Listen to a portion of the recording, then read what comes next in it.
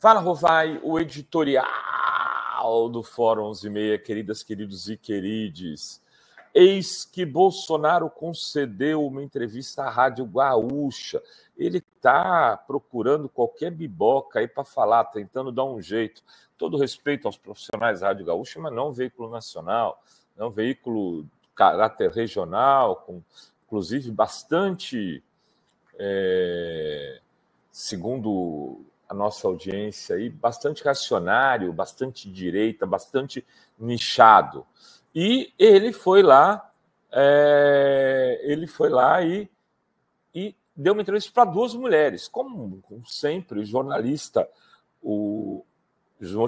mulheres são vítimas da ignorância bolsonarística. Eu vou trazer aqui a entrevista para comentar no contexto político do que ela significa, não da grosseria em si, porque isso a gente já está, infelizmente, bastante acostumado.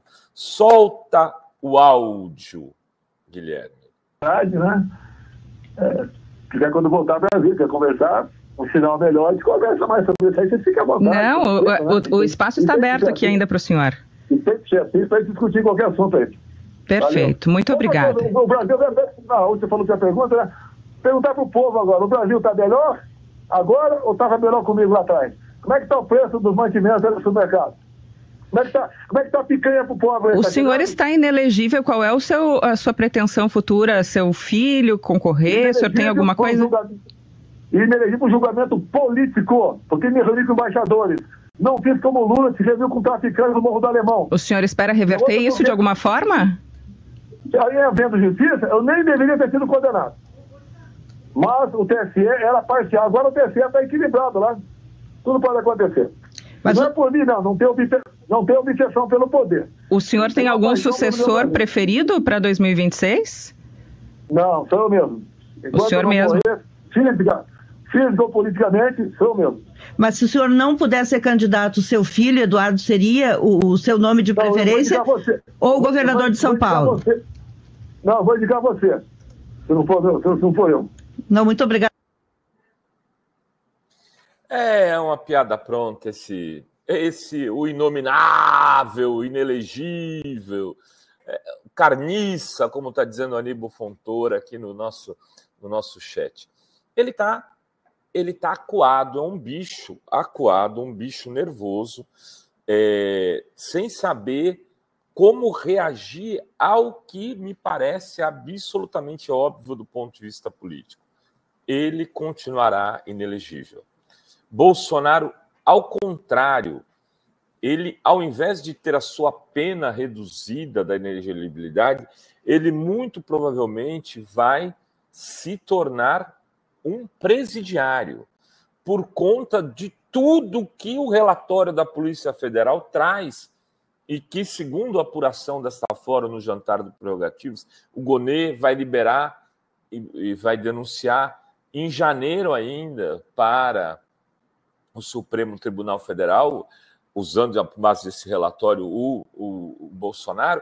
Isso garantiria que o processo corresse e talvez tivéssemos em 2025, lá para setembro e outubro de 2025, o julgamento do Bolsonaro, que seria um julgamento quase com certeza pela sua condenação, dado o enorme envolvimento dele e as delações que vão surgir ainda, talvez, inclusive, da dupla que liderou todo esse processo, General Braga Neto e General Augusto Heleno.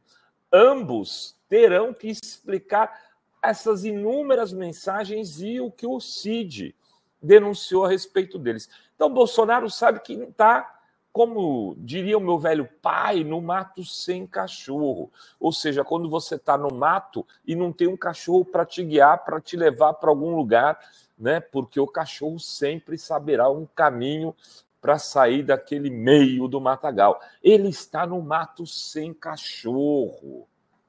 Né? O Bolsonaro está buscando saídas e ele não confia sequer no seu filho. Quanto a Michele, todo mundo já sabe, está mais do que dito que ele não confia mesmo. Mas o próprio Eduardo Bolsonaro pode dizer, se não for eu, pode ser o Bananinha. Qual o problema? Bananinha, ele é um cara que é amigo do Trump, mas vai ser eu. Ele podia ter falado desse jeito, mas nem ao Bananinha ele quer transferir o seu capital político. Ele chegou a insinuar que lançaria jornalistas, evidentemente é uma provocação. Oh, o candidato sou eu, só se eu morrer. A morte política do Bolsonaro está desenhada. Se ele não sair candidato agora, e se sai o Tarcísio, mesmo que o Tarcísio ganhe, ele está perdendo, porque o Tarcísio ficaria 8 anos, seria candidato à reeleição, poderia escolher outro sucessor, né? Seria a paixão da mídia para privatizar o Brasil inteiro, o Lula já não teria a força que teve. Se o Tarcísio ganha, eu estou falando uma possibilidade que eu acho remota. Mas o Tarcísio, não sendo candidato, sai ao governo do Estado, ele lançaria quem? O seu filho. Ele manteria o grupo organizado, mesmo perdendo. Então, para o Bolsonaro, a opção Tarcísio é descartada. Deixa o Tarcísio em São Paulo. Caiado, descartado. Zema, descartado. Ele só poderá ir com Eduardo Bolsonaro. Poderia, então, já dar um sinal nesse sentido, mas não.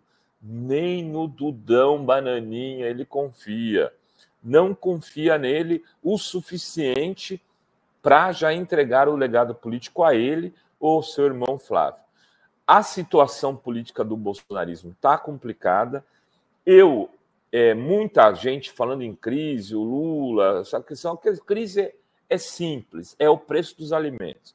Se segurar, diminuir o preço do dólar, segurar esse processo inflacionário de dólar mais alto, se o BC, com o Galípolo, começar a colocar dinheiro para circular, para baixar o preço do dólar e segurar um pouco os juros, os alimentos diminuem, e o governo Lula vai aumentar em muito a sua popularidade no ano que se costumam melhorar as popularidades dos governos, que é o terceiro ano, sem o BC absolutamente entregue ao mercado, com o Galípolo lá tentando fazer pelo menos um jogo mais republicano. Porque o presidente do BC se reúne com o governador de São Paulo para discutir sucessão presidencial. O cara não se reúne mais com o Tarcísio do que com o Lula. É um absurdo. Enfim, isso pode vir a mudar, inclusive não só a economia, como os rumos da política. Era o que tínhamos para hoje nesse Fala Rovai. Beijos, beijos e beijos a todas, todos e todos.